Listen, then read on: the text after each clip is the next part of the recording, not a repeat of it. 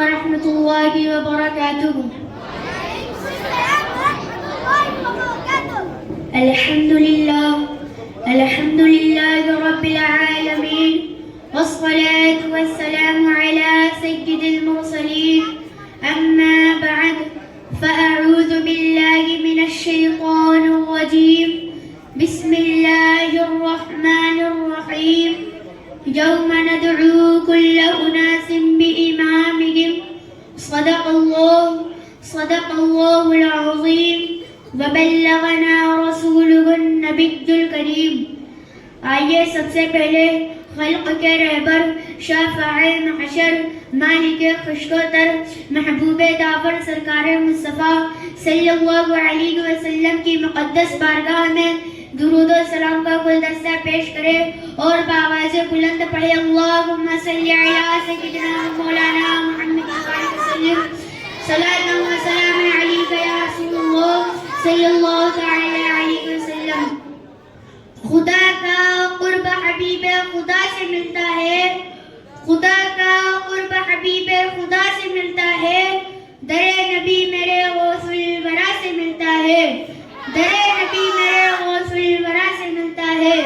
تمہیں جو مل نہ سکے تاجور کے ہاتھوں سے، تمہیں جو مل نہ سکے تاجور کے ہاتھوں سے، میرے نبی کے وہ ادنا گدا سے ملتا ہے، میرے نبی کے وہ ادنا گدا سے ملتا ہے. نبی کی نعت لکھا کیجئے صدا قدسی، نبی کی نعت لکھا کیجئے صدا قدسی. اثاثہ دی کا انہی کی ثنا سے ملتا ہے، اثاثہ دی کا انہی کی ثنا سے ملتا ہے. خطبہ مسنونہ کے بعد میں نے جس آیت کریمہ کی تلاوت کا شرف حاصل کیا ہے اس کا ترجمہ یہ ہے کہ جس دن ہم جماعت کو اس کے امام کے ساتھ بلائیں گے. محترم حضرات، اس آیت کریمہ کی پیش نظر میں چاہتا ہوں کہ آج کی اس رحمت و نور بھری محفل میں تاریخ اسلام کی اس عظیم ہستی کا ذکر کروں جسے دنیا امام اعظم ابو حنیفہ کے نام سے جانتی ہے. امام اعظم ہمارے اس محسن کا نام ہے جس نے علوم و فنون کے ہزاروں چراغ روشن کیے، جس نے انسانی فکر و شعور کو عروج بخشا، جس نے فقہی احکامات کی تسجیل فرمائی، جس کی ذات علم و عمل اور عشق کا مینارۂ نور تھی. مسائل شریعت میں ہم جن کی اقتداء اور پیروی کرتے ہیں اسی نسبت سے ہم لوگ حنفی کہلاتے ہیں. مگر افسوس کی بات ہے کہ آج ہماری اکثریت ان کی شخصیت اور کارنامے سے غافل ہے.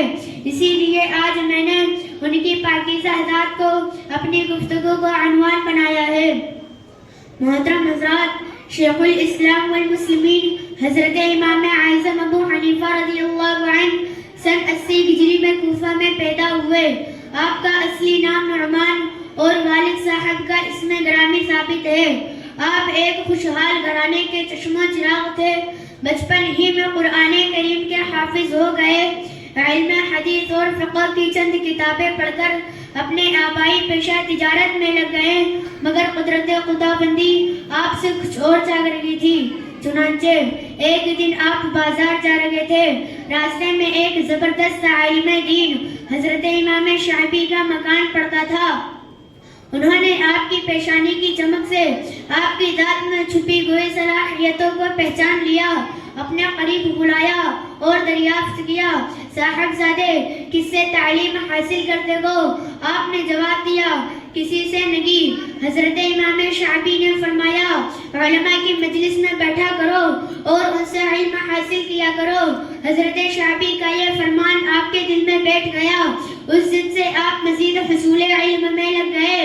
آپ کا شوق جنون کی صورت اختیار کر گیا، یہاں تک کہ آپ نے 4000 علماء و مشائخ سے حدیث کی تعلیم حاصل کی. یوں تو آپ کو تمام علوم و فنون میں مہارت تھی، مگر آپ نے خصوصی توجہ علم قرآن و حدیث ہی پر مرکوز رکھی ہے. انہیں علوم میں مہارت کا فیضان ہے کہ آج دنیا آپ کو امام اعظم یعنی سب سے بڑے امام کے حیثیت سے مانتی ہے. اور بھلے ایسا کیوں نہ ہو جب خود سرکار دو عالم صلی اللہ علیہ وسلم نے آپ کو امام المسلمین کہہ کر مخاطب کیا ہے. جیسا کہ کتابوں میں لکھا ہے کہ جب حضرت امام اعظم ابو حنیفہ رضی اللہ عنہ بارگاہ رسالت میں حاضری کے ارادے سے روزانہ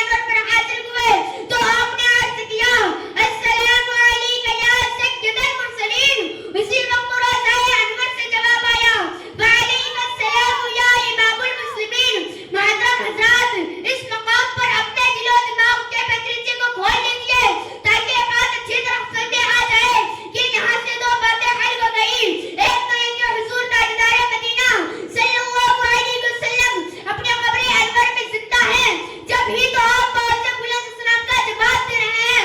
اسے حقیقت کی طرف اشارہ کرتے ہوئے امام اہل سنت سرکار اعلی حضرت فرماتے ہیں تو زندہ ہے اللہ، تو زندہ ہے اللہ، تو زندہ ہے اللہ، تو زندہ ہے اللہ، میرے چشم عالم سے چھپ جانے والے. اور دوسری بات ہے کہ حضرت امام اعظم علی رحمت والرضوان سرکار دو عالم صلی اللہ علیہ وسلم کے لاڈلے اور چہیتے ہیں. جب ہی تو آپ کو مسلمانوں کا اماموں پہ شبہ قرار دے رہے ہیں. جسے چاہا در پہ بلا لیا، جسے چاہا اپنا بنا لیا، جسے چاہا در پہ بلا لیا، جسے چاہا اپنا بنا لیا. یہ بڑے غیب کے ہیں فیصلے، یہ بڑے نصیب کی بات ہے.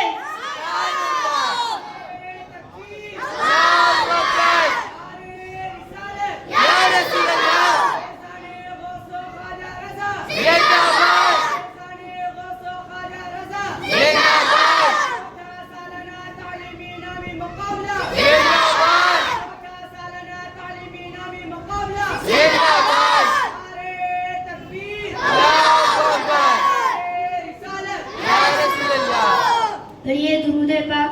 اللہم صلی علی سیدنا و مولانا محمد وسلم صلاۃ و سلام علیک یا رسول اللہ صلی اللہ تعالی علیہ وسلم. محترم حضرات، اللہ تبارک و تعالی نے حضرت امام محترم حضرات، اللہ تبارک و تعالی نے حضرت امام اعظم علی الرحمہ کو ذہانت و فطانت سے سرفراز فرمایا تھا. اگر میں یہ کہوں تو شاید مبالغہ نہ ہوگا کہ آپ کے معاصرین میں عقل مندی و دانائی میں کوئی آپ کا ہم پلہ نہ تھا. آپ نے بڑے بڑے پیچیدہ مسائل کو چٹکیوں میں حل فرما کر لوگوں کے دل و دماغ کو مطمئن کر دیا. مثلا ایک مرتبہ ایک دہریہ جسے آج کی زبان میں کمیونسٹ کہہ لیجئے، اس کا عقیدہ یہ تھا کہ اس دنیا کا بنانے والا کوئی نہیں. اس کا کہنا تھا کہ یہ دنیا بس یوگی بن گئی، اس کے کاروبار اپنے آپ ہی چلتے ہیں. وہ خدا کے وجود کا منکر تھا. اس کے برعکس امام اعظم کا کہنا یہ تھا کہ نہیں، اس کائنات کو چلانے والی ایک ذات ہے جس کا نام خدا ہے. اسی کے اشارے پر سارے کام بحسن و خوبی انجام پا رہے ہیں. دونوں کا مدعی ایک دوسرے کے خلاف تھا. بات بڑھتے بڑھتے مناظرے کی صورت اختیار کر گئی. مناظرے کے لیے ایک جگہ اور تاریخ متعین ہو گئی. اب جو لوگوں میں اس مناظرے کا چرچا ہو تو مقررہ تاریخ پر میدان مناظرہ کثرت گجوم سے ٹھاٹے مارنے لگا.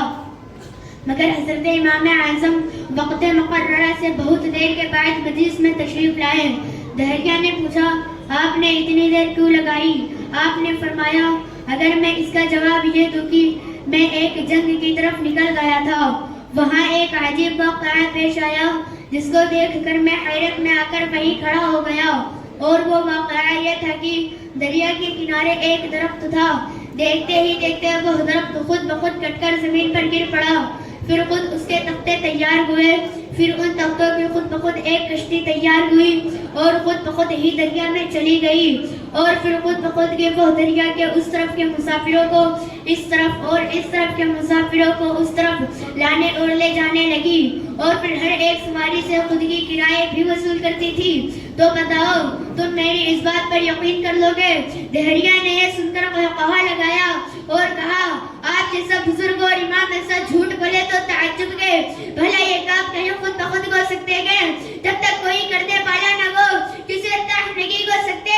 حضرت امام اعظم نے فرمایا، یہ تو کچھ بھی کام نہیں ہے. تمہارے نزدیک تو اس سے بھی زیادہ بڑے بڑے عالیشان کام خود بخود بغیر کسی کرنے والے کے تیار ہوتے گئے. یہ زمین، یہ آسمان، یہ چاند، یہ سورج، یہ ستارے، یہ باغات، یہ صدہا قسم کے رنگین پھول اور شیریں پھل، یہ پہاڑ، یہ چوپائے اور یہ ساری خدائی بغیر بنانے والے کے بن جانا اس سے بھی زیادہ جھوٹ گئے.